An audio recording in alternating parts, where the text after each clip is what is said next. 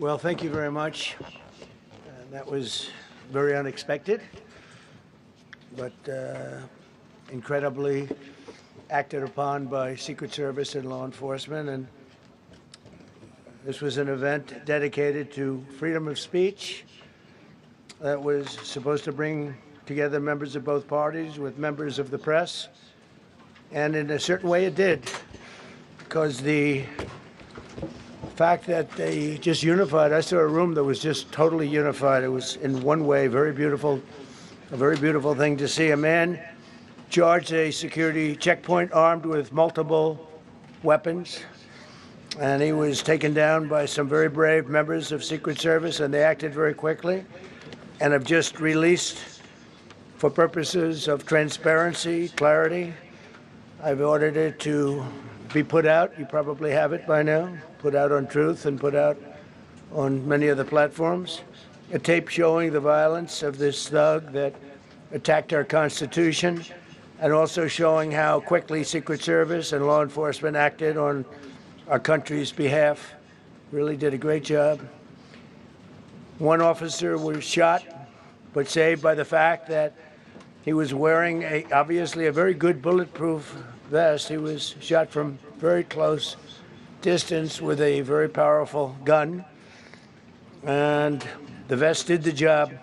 I just spoke to the officer, and he's doing great. He's in great shape. He is has very high spirits, and we told him we love him and respect him, and he's a very proud guy. He's very proud of what he does, Secret Service agent. And we looked at all of the conditions that took place tonight, and I will say, you know, it's not a particularly secure building. And I didn't want to say this, but this is why we have to have all of the attributes of what we're planning at the White House. It's actually a larger room, and it's much more secure. It's drone-proof, it's bulletproof glass. We need the ballroom. That's why Secret Service, that's why the military are demanding it. They've wanted the ballroom for 150 years for lots of different reasons, but today's a little bit different, because today we need levels of security that probably nobody's ever seen before. But everyone owes a tremendous debt of gratitude to the courage of law enforcement, the law enforcement, and working with the D.C. police. And we just spoke with the mayor. And when we're finished, the police chief is going to take over and discuss it also from their viewpoint. But they also performed exactly as they were supposed to. And you see the attacker in different positions, but you also see the attacker totally subdued and under control. So as you know, this is not the first time in the past couple of years that our republic has been attacked by a would-be assassin who sought to kill. In Butler, Pennsylvania, less than 2 years ago, you all know that story. And in Palm Beach, Florida, a few months after that, we came close. We really had, again, we had some great work done by law enforcement.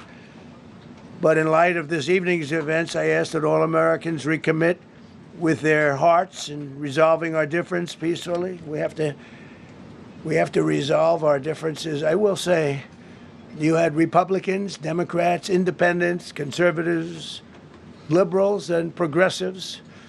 Those words are interchangeable, perhaps, but maybe they're not. But yet everybody in that room, big crowd, record-setting crowd. There was a record-setting group of people.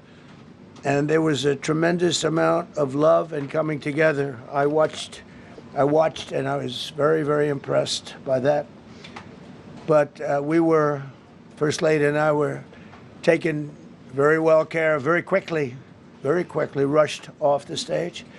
Vice President J.D. Vance, who's here, was likewise beautifully done. He was just saying how quickly everybody acted, law enforcement, Secret Service in particular in this case, but law enforcement. Marco had the same thing. Pete was there. Pete didn't want any help. He didn't want anybody to help him. He doesn't want anybody to help him, but he did get some, didn't you? And I think you also said that it was very impressive. So with that, I'd like to ask Todd Blanche to come up, say a few words, and tell you it's already underway. The man has been captured. They're going to his apartment. I guess he lives in California, and he's a sick person, a very sick person. And we don't want things like this to happen. I think it's very important that I say, though, and I told the representatives of the evening, they did such a beautiful job. It was such a beautiful evening.